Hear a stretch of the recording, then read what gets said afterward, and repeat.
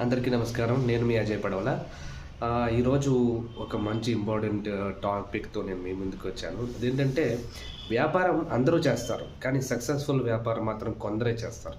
So, మనం ఏదైనా వ్యాపారాన్ని ప్రారంభించే ముందు మీకు జ్యోతిష్యం మీద నమ్మకం ఉంటే గనక, మీ పుట్టిన తేదీ, మీ జాతకాన్ని బట్టి మీకు ఏ వ్యాపారం అయితే సూటబుల్ అవుతుందో, ఏ వ్యాపారంలో సక్సెస్ అవుతారో, అలాంటి వ్యాపారాలను నిర్ణయించుకోవడం ద్వారా మీరు కొంతవరకు సక్సెస్ సాధిస్తారని నేను అనుకుంటున్నాను.